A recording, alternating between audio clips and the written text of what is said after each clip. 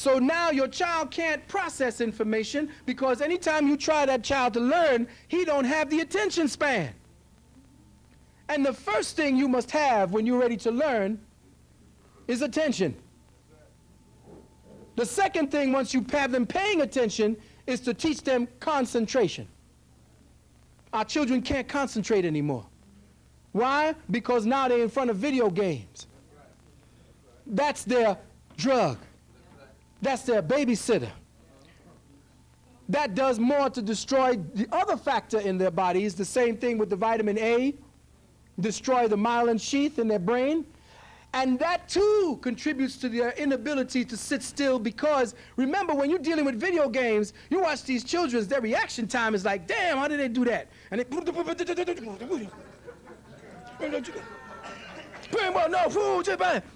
now you take a child that goes and deals with that and sit them down in an environment where you need to have calm, where learning is something that is an evolutionary process. Forget it. Unless you're teaching at the speed of the video game, they ain't paying attention to you. And that's why I'm saying what I'm saying to you, that unless you teach your children concentration, and unless they are getting the proper nutrition, then you have an enemy to your environment, and a person who turns from, a young brother especially, he turns from a provider and a protector to a predator. Yes, sister. Yes. The Ritalin is again a way of taking what would the natural electrochemical potency that melanin causes. When that melanin starts causing that electrical energy, and remember, melanin is an organizing molecule, brothers and sisters. It organizes all of the components to come together so that intelligence may manifest. When you interfere with the pathways that manifest the lines from that melanin molecule to the extensions from that melanin molecule, once you interfere with that, that buildup of electrochemical, electromagnetic, electrostatic energy is going to start short-circuiting the nerves. I don't want to sit still. He can't help it. So what do? You attack his hippocampus.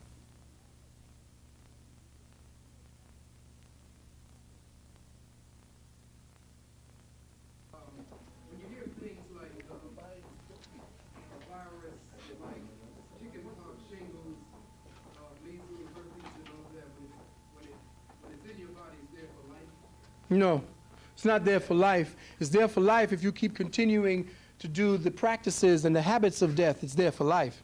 It's actually there for death. If you look at it, right?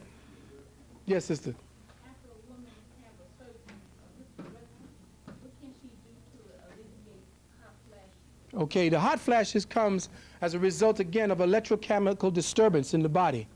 Women who have hysterectomies do not have their feminine nature, the grounding part of their feminine nature, intact. When you remove the uterus, you remove the battery of feminine consciousness. Okay? She processes her whole being through her body. Feminine principle is deep. Feminine principle, and this is not an aspersion or any insult, the feminine principle primarily feels, doesn't think. And any thinking she does is through her feelings. The feeling battery, or the feeling mechanism, is her womb.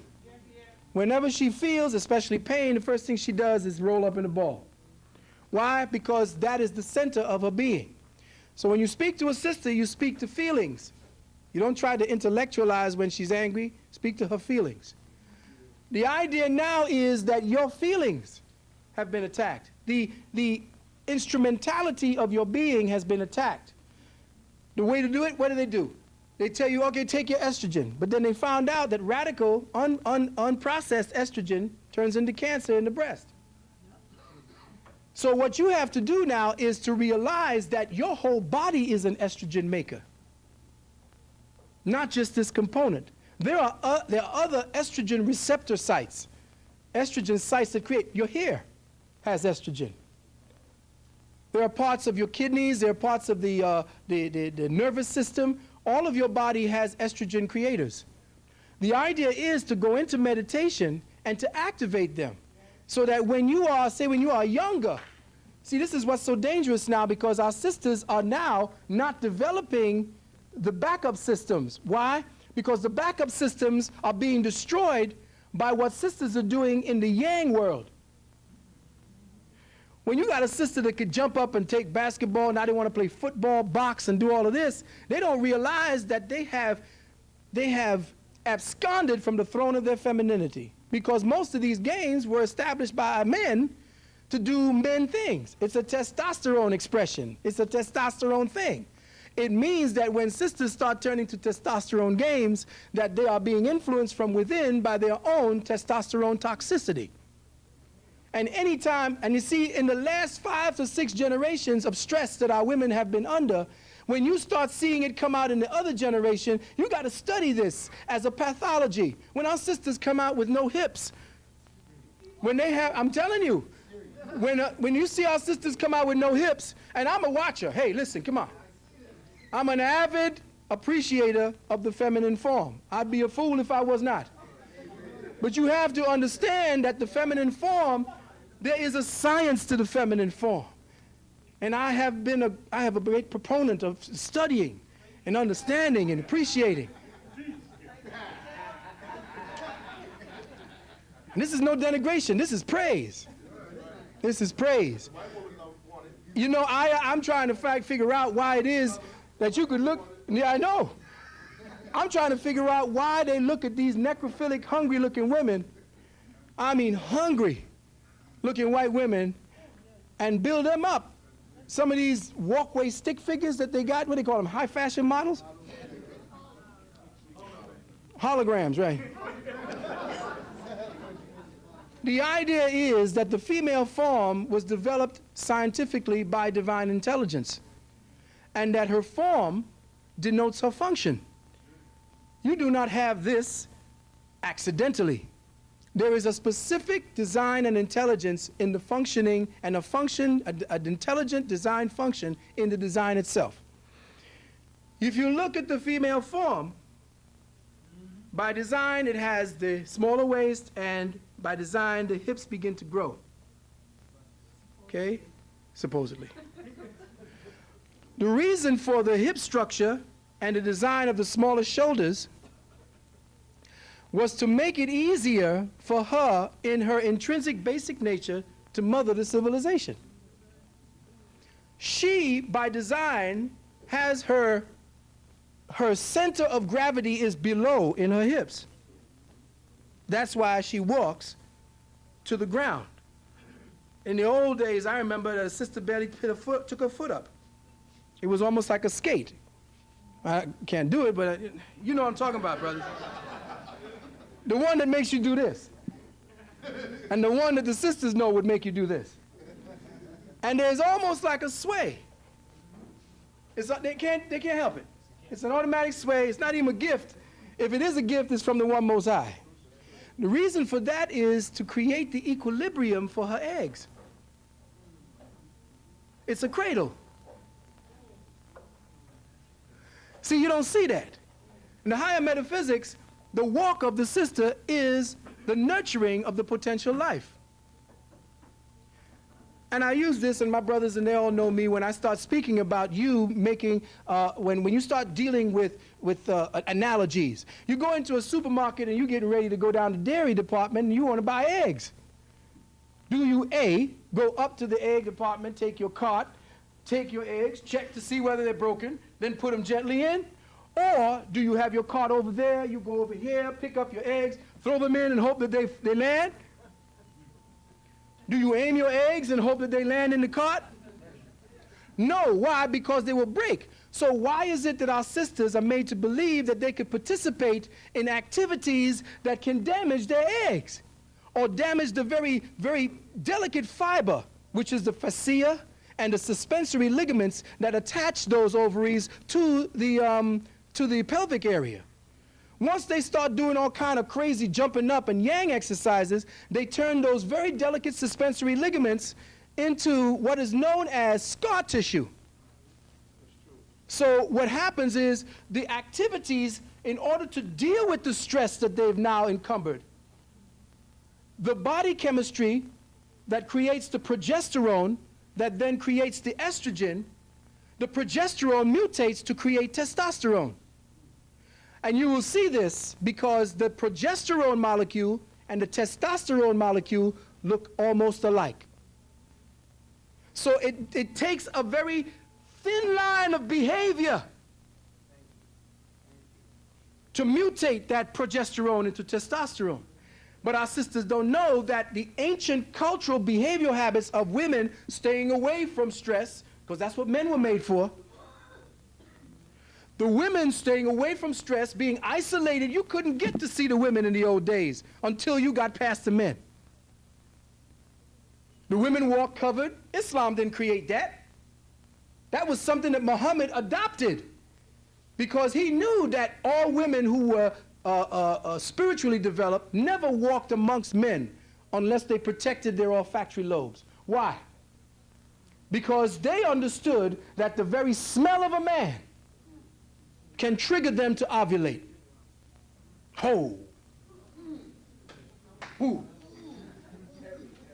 That's how sensitive you were. The very scent of a man. So when they walked, they never looked because even the eyesight could be triggered. If a woman looks upon a man and he is looking good, if she is weak, she can trigger ovulation. Because remember, sexual response is an automatic response. And that's why the women dressed the way they did in front of the men, because they knew, say for instance, when a man is reading or he's doing problem solving or mathematics and he's into whatever he's doing, he is more vulnerable sexually at that time than at any other time. So when the sisters dressed, they dressed humbly and made sure that they didn't mess with his brain. Because if they weren't ready for sex and got him ready for sex, then sex became a pathological exercise. That's when you start ending up with discharges. For the sexual act to come about, there has to be proponents. Different chemicals must be created in the body to protect against the end result of sex. The end result of sex is a man losing that seed. His seed equates to brain fluid. His sperm constitutes his brain fluid. So that's why they say you can't think out of both heads at the same time. You either use one or the other. So when your fluids are lost, that particular material that is used to create the continuance of our humanity is the same material that is used to create the spiritual continuance of humanity. Yes, sir. Yes, sir. Why what?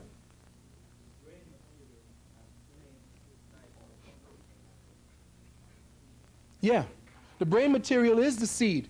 And so is the seed that gives life. You give life either to heaven, or what they call, to hell or earth, or you take it above the what? Solar, sun plexus, to heaven. Ladies and gentlemen, this is all the Bible ever talked about. Wasn't nobody coming to save your ass. All this bullshit. Brother had a question right here.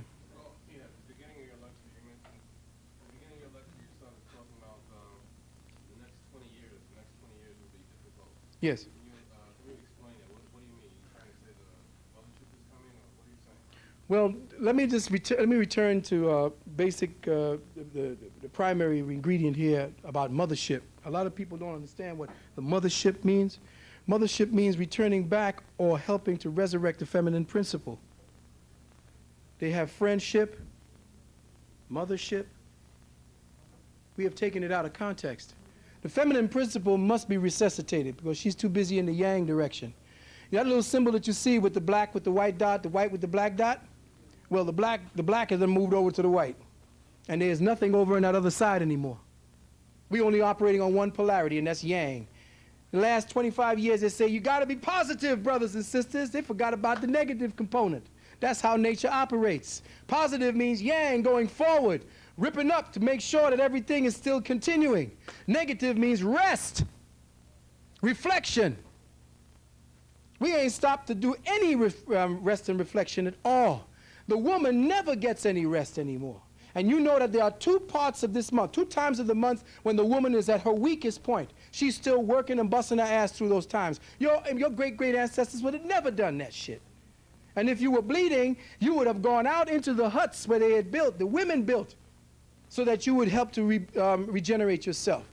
This nonsense about men being the ones that are afraid of menstrual cycles, that was bullshit. The women themselves were the ones who knew what that menstrual cycle meant. It was the fact that that menstrual cycle was the fall. That was part of the indication of the fall of man. And here, let me get this very straight with you all, too. The menstrual cycle is an indication that the internal power dynamics of the female is distorted. She was the one who actually kept the weather patterns in check. What's happening with our weather, people? You have to remember the Mut force. Anybody ever heard Mut or Mut? Well, the Mut force is undifferentiated power. Now, let me get you something here. The Mut force is what symbol? What is the symbol of the Mut? The vulture. What does the vulture feed on? Flesh, dead flesh. What is blood but liquid flesh? Which is all of the eggs, which is the seeds, which is the cells. Every time you bleed, sister, within I would say a year's period of time, you bleed enough blood, some sisters, to create a whole new human. That is not normal. It is not natural for you to lose your life force. Nowhere is there in the intelligence of the One Most High's mind, nowhere would the One Most High create a function that would represent the destabilization and the degeneration of its creation. The bleeding is a byproduct of our fall. When the great wars of the Neteru, Nibiru were taking place, it changed the whole atmosphere around this planet. And the compressed hydrogen orbit that we had a compressed hydrogen halo that surrounded our planet that kept all of the differentiated energies that would come in from the suns and other star systems from plaguing or messing with the new life forms that were being created on our earth. We were in a kind of spiritual terrarium that was called Eden.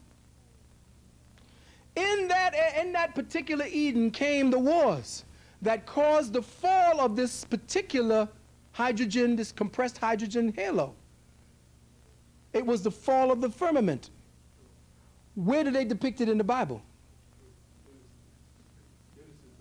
And what was it called? No. What was the event called? No. That was the part. But what was the event that created part of the fall? The flood. When the hydrogen halo or the canopy collapsed, it distorted the whole of the balance that Eden had. And it rained for 40 days and 40 nights. It didn't just rain water, it rained earth. And it rained all kinds of madness. It rained it was actually an electrostatic storm that took place when the hydrogen halo collapsed. Now, when that hydrogen halo came down, all of the protection that the human structure had was gone. And what we now operate with, right here, this body that we have now, is a biochemical perversion of what we once were. The different colors that we had, the pure, deep onyx black that gave off the green glow of the green humans, of the blue humans. See, what's happening is we can talk about us as dark folks being perfect because we got that melanin and we looking good and we black and beautiful, but we forget that there was a component to that is still missing. There's the hue that made you the hue man. Now, you may see it in some brothers and sisters like in Africa where they're so black they look blue. That is the components that are missing from the body. See, when we lost the magnesium molecule during the time of the great wars in heaven, We lost the fixing factor that kept the hemoglobin and the chlorophyll together in one body. We were able to process carbon dioxide much more efficiently than we do now. And the reason why carbon dioxide is poisonous to us is because of the fact that we don't have that chlorophyll component in our bodies anymore. Yes, because we fell. And if you look at the way the work to use the word fall, and this has nothing to do, beloved, if you're here new, with Dr. York. This is not his research through me. He may have researched it himself, then that's fine. But I did not get it from Dr. York, and I want that to be very clear to those brothers and sisters who are out there looking at this. I did my own research. Now, when you look at the fall, you looked at after the great war in heaven that created the fall of the canopy, that disturbance created 4 environmental temperaments that you call seasons. Because there was only one season. The 4 seasons were created as a form of atmospheric balance to an earth that was spinning out of its axis. We were fixed around this orbit in order to maintain or rescue the life that was here. The little Edens, or these little glass domes and components that were set up to save those from the sun, because there was at least 2 or 3 suns back at that time. And at that time, it was balanced. You had an electrical sun, which is what is the only one that survived now, and you had a magnetic sun, which comprised the balance of life. Now you only have the electrical one, which creates death and havoc. But because we still have part of the component of our skin, we survive longer and better. The Caucasoid came from the caves. And it wasn't until they oriented the orbit around the sun that he could survive. That came up in your Leviticus. He told you who could go back out. Read Leviticus 13, 1 through 59. Now, when you are dealing with the fall, you look at all the seasons, and you take the place where we call autumn. Autumn is the time when Judas, quote unquote, during the time of Cancer, because see, Cancer is Judas in the 12 apostles. The crab denotes what they say as it's called the betrayal, because it's in Cancer that the sun begins its fall back towards winter. So the sun, which is the Son of God, reaches its zenith as well as begins its fall in Cancer. So Cancer denotes Judas, or the betrayal. Again, all this is analogy, brothers and sisters. When you reach that part of the time when you call it the fall season, what are the colors that the leaves become in this atmosphere here? Brown, red, yellow. Those are the primary colors of man. So we are essentially in a season of consciousness. We are in the fall of man.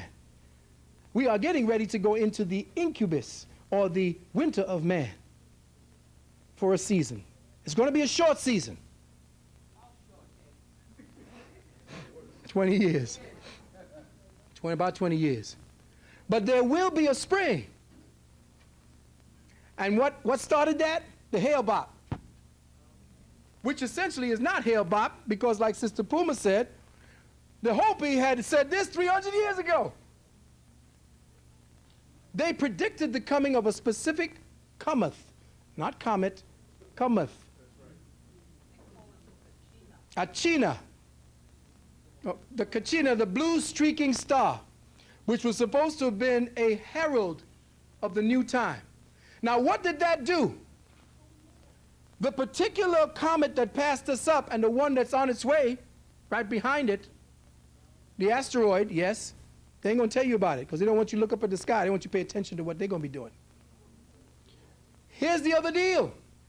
When that happened, the sun tilted 17 degrees in its axis. And what does that mean? It changed the frequency dynamic of consciousness for us.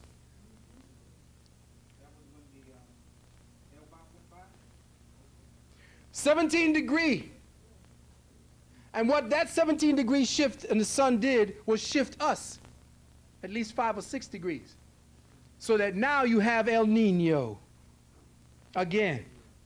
This time, worse and worse and worse. Every 5 or 6 years, they say, worse and worse and worse. But guess what? Anybody who's from Mexico or who is Spanish, what does El Nino mean? The child or the little boy. What is the other part of his meaning? It means Jesus. Now remember, I told you that the first pollution on this planet was thought pollution. And thought pollution actually dictates the weather. Now, if the second coming is to rescue us, and Jesus is supposed to purport the second coming, then what's happening with all this weather? And who they say blames it? El Nino. So you got your second coming. It's you, your thought processes, and how you affect the weather, and how that particular dynamic changes the degrees of your consciousness perception, so that you may now filter in the information necessary for you to break this ceiling. But guess what? There are proponents around us that are trying to maintain the ceiling. And that's the enemy. That's the adversary. Yes, brother?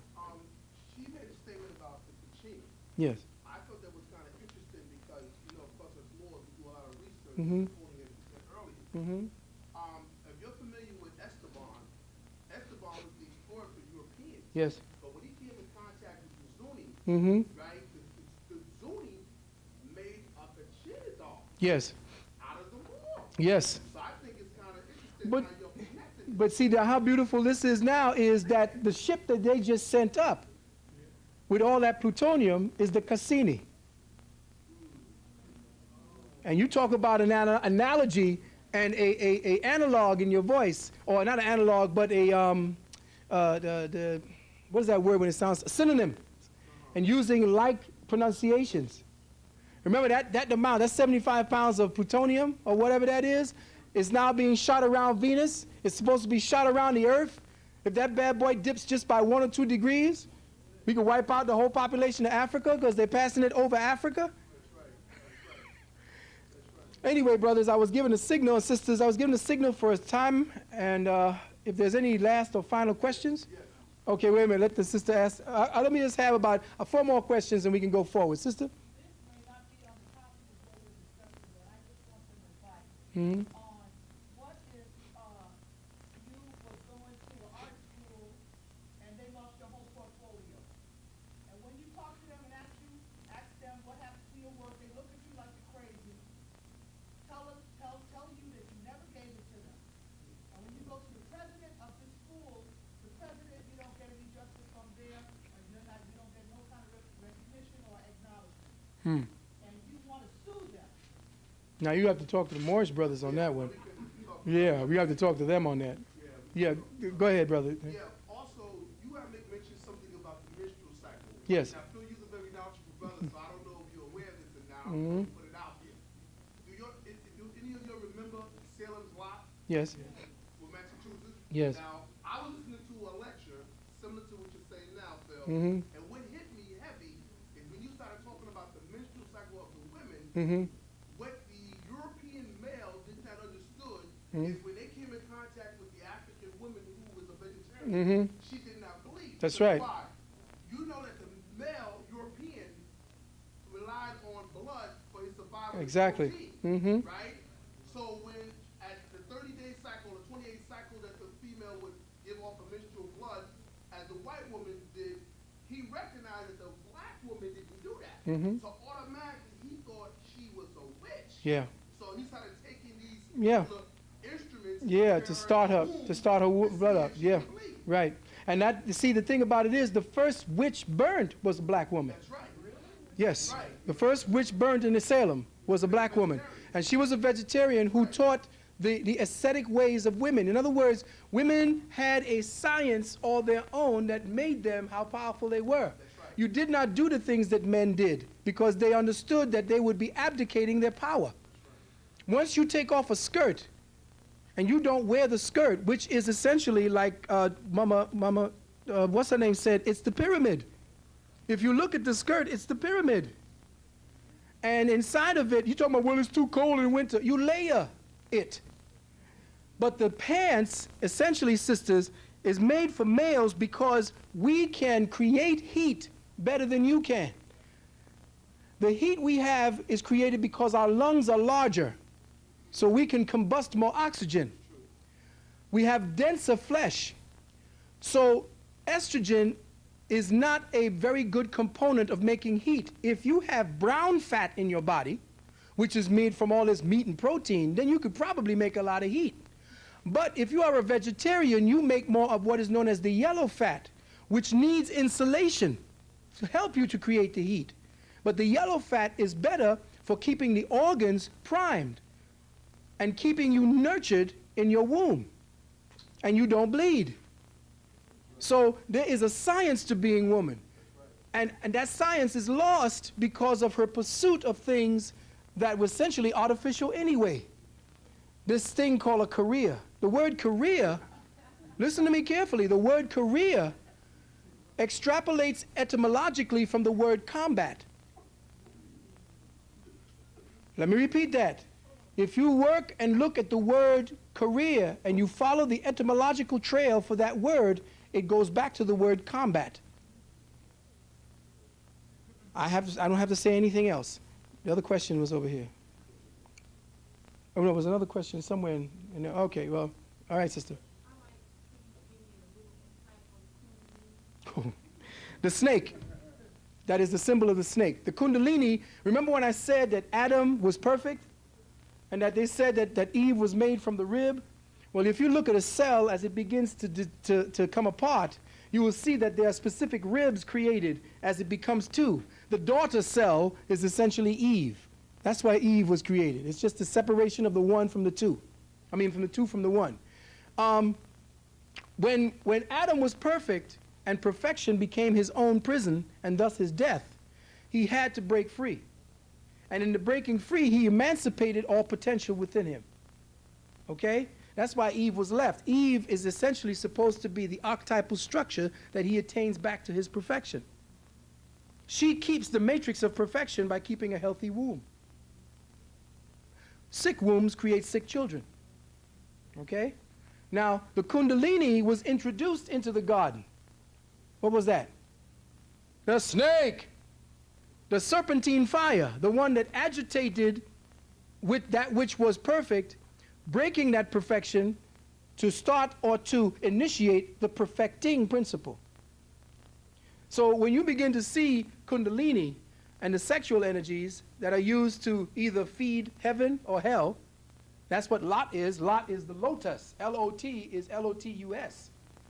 The lotus stalk. When Lot's wife turned back, which was the energy that goes up the spine automatically in Kundalini, that's Lot's wife. Lot is the stalk, or the Sushumna, or the Ida and the Pingala nerves, or what they call the River Jordan, which is the seminal fluid and the spinal fluid that goes up the spine. That's what all your Bible is about, is breaking down the map of the human structure.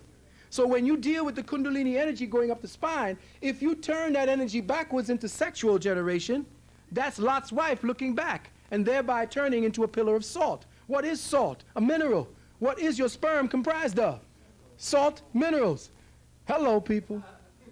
When you get out of the bullshit that religion is telling you, and you get into the science that was the thing that set up the religion, then you free yourself from the last great bastion of slavery, and that is religious ignorance. So, one more question, brother. Okay.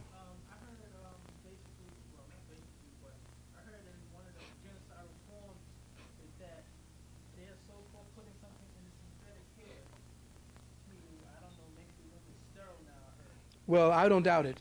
Remember, there is a war going on to cause our sisters, who they know. You can look at it now. You see our sisters now who are being put next to very strong white anchormen. And they look so grateful being there. Roz Abrams just really pisses me off with that. Cheryl Washington, and there's this grateful acceptance. But you have to understand that the Caucasoid knows that his time is limited on the planet, that he has made a projection that within the next 25 years, his seed will have been completely nullified. Because remember, between 1945 and 1960, or 1990, his sperm count dropped 60%. And it's still going down now.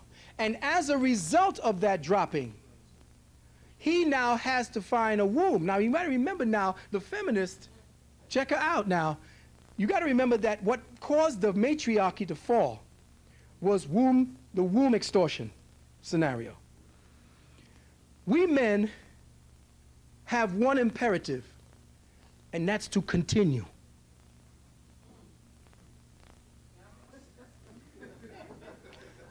That imperative to continue the strain, the individual strain, causes us to be combative and competitive. Competition is a man thing.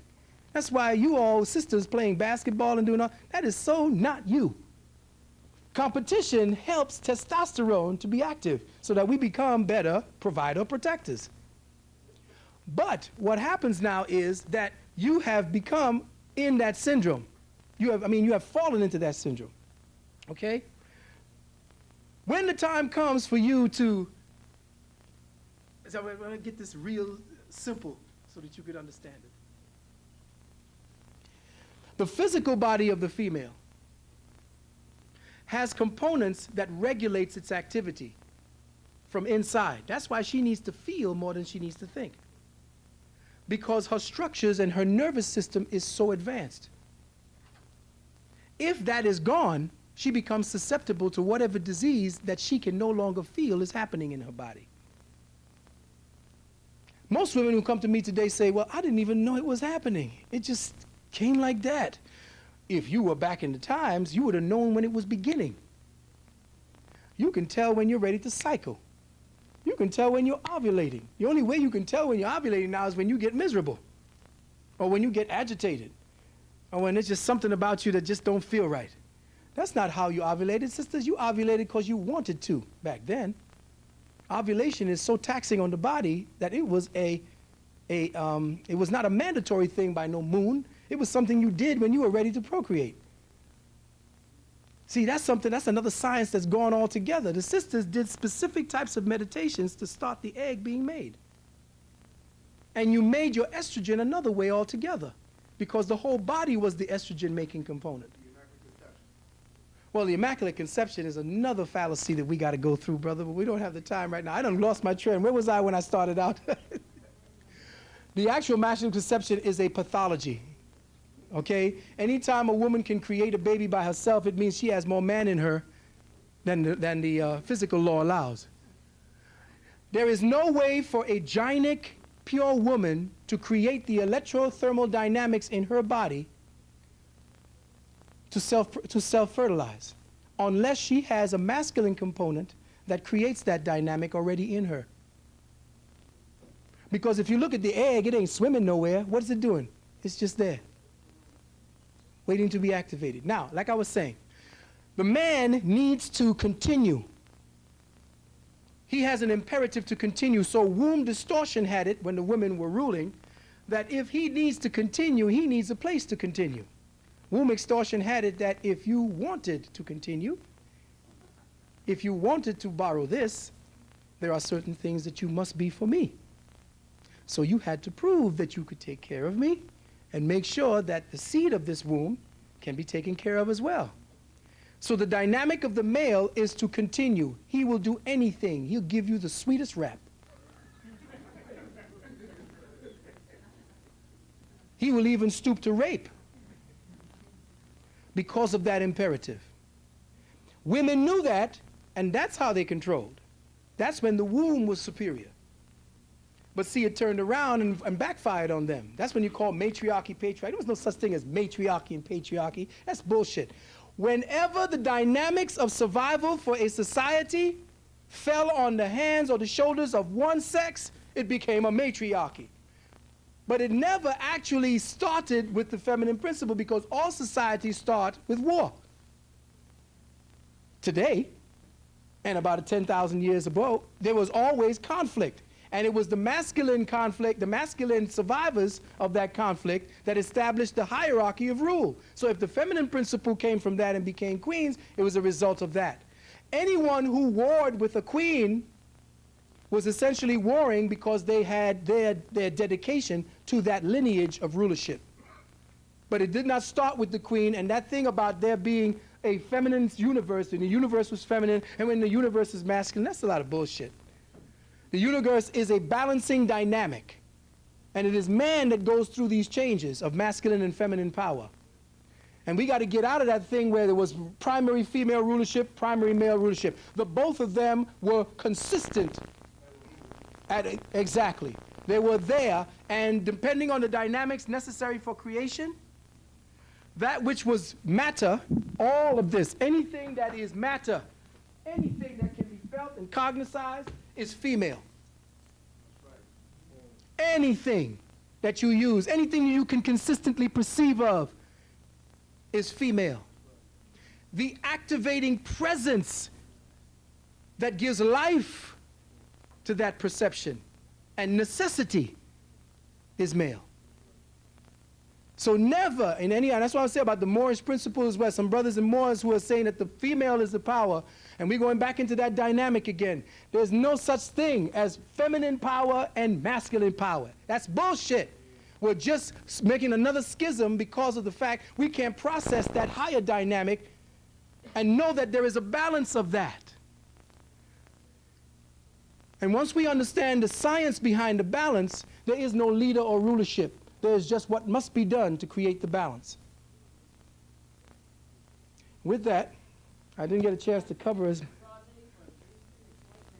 Oh, yeah, okay. Yeah, if you look at the dynamic of all the sisters, and if you see some grateful brothers, most of them have to talk nasal for them to actually get over anyway. You are looking at the fact that the Caucasoid knows that he needs to secure the womb of his continuance. The fight between the feminist and him is the fight over womb superiority. The white woman don't want to give him her womb anymore. He got to buy it. So that's why if you look at it, the white man is constantly constructing alternative ways of creating life. He has to do that for his own individual continuance. And what he must do, knowing that he will be absorbed in the next 25 to 50 years, where he is a serious minority on the planet, he has to gain control of the womb that he will survive in. And you now see a serious campaign to bring our sisters into what appears to be parity with the Caucasian man. And you will see that in all of your television programming now, where you see on this other side where all the white folks regulated to one end of the channel and then the ghetto end of the channel. And you see this one girl, I don't know the name of it, but there's this one black woman in this whole troop. And she's just like this isolated mammy figure with this big, beautiful dress, and she's the only black figure there.